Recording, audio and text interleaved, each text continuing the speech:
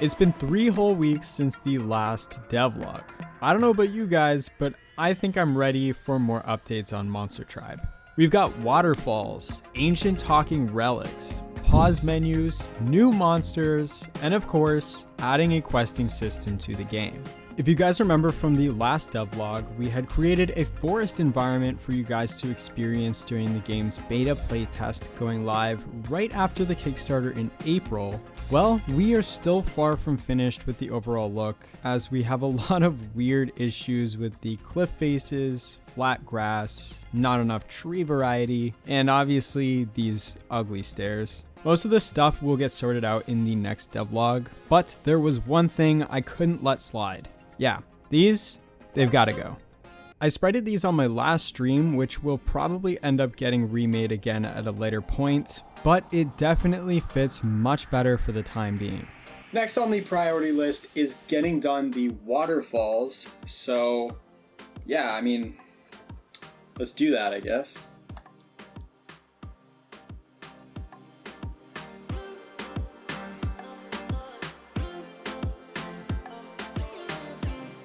Done.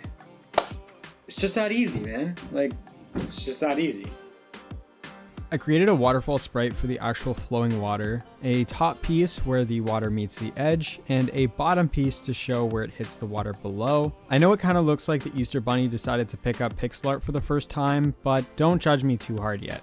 Man, are you kidding me? I thought the waterfall sprite was going to go here, which is 26 pixels wide, but they are actually going in this area, which is 32 pixels wide. Hopefully I can make this work since I did make this horizontally scaled, but it's okay. We'll put it in the game in a later devlog. I don't know what to say. This is just frustrating. Another feature we wanted to add is making small dialogue entries throughout the game to give you more information on certain secrets and lore spread throughout the island. So here is a quick test where the player can run up to these ancient poles and will then speak internally to the player. In this case, it tells you to return back in the night, which you can then find a mystery waiting for you, which I will not spoil until you guys play it for yourselves in the playtest happening after the Kickstarter. It's still pretty work in progress, but we now have a pause menu you guys can sift through with different features, including a formation tab to customize your team's battle layout and find more information on each individual creature, a resource menu for all your available resources, a placeholder bestiary for collected monsters, and more. Before the Kickstarter is launched, I would like to upgrade my current company website and also include a section for Monster Tribe content specifically, where you can see more info on the game, a potential FAQ section, and a place to keep track of all of the monsters released in the game so far. This will have things like their stats, typing, and even some descriptions about the creature. There are still a ton of things to get done though, so I'll make an announcement about it on my Discord server when this stuff gets implemented later in the month. I want to show a few new monsters in each devlog, so here are some new ones I have been creating over my past development live streams. Speaking of which, I have been streaming every Thursday here on YouTube, but I do get a lot of people asking me why I don't stream on Twitch. Honestly, there's not really a reason. I just kind of stuck with YouTube and I really liked it there, so yeah, I don't know. But I do want to try Twitch, so we're going to give it a go for at least a few live streams. And then after that, I'll see which one I like better. I'll leave my new Twitch page in the description for you guys to follow. I try and stream every Thursday and Saturday that I can, so stay tuned for more development on there soon.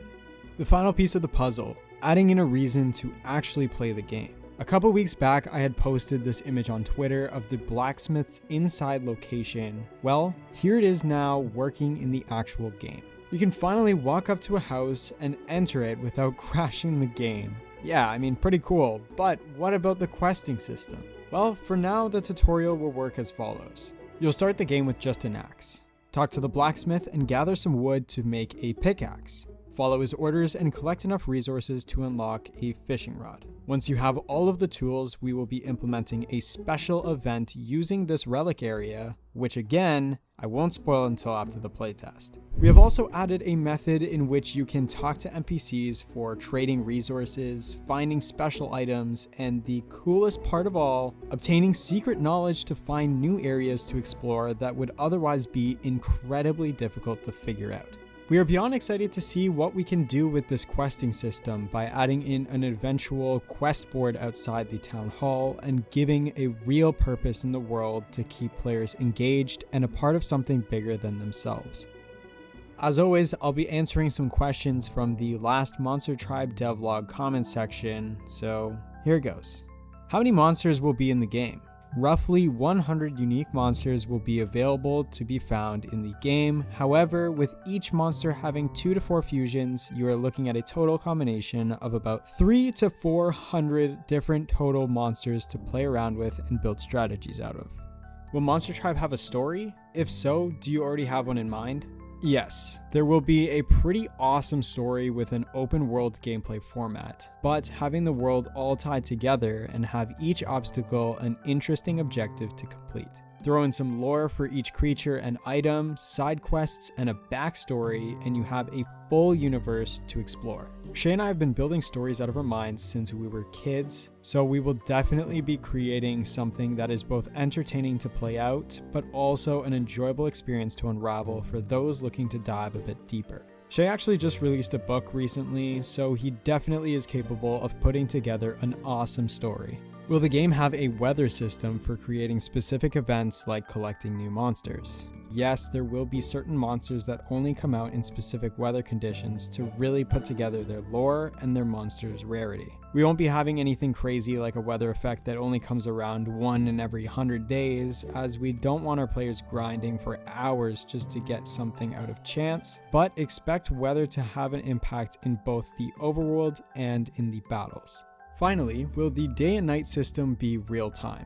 No, our time system will work on an internal clock inside of the game that will cycle a full day in about 20 to 30 minutes, so all players across the world will be able to see and find everything there is to uncover in the game if they put in the dedication to do so. There were still some awesome questions I couldn't get to, but I want to keep these Q&A sections small to give more time to the actual content we are adding in each devlog. With that being said, I love seeing all of the comments you guys leave down below, and I'm excited to see what other questions and concerns you guys come up with for the future devlog episodes. Thank you guys so much for watching this video. Don't forget to join the Discord, drop the video a like, subscribe to the channel if you are into this style of content, and wishlist Monster Tribe on Steam to help us out in the best way possible until our Kickstarter.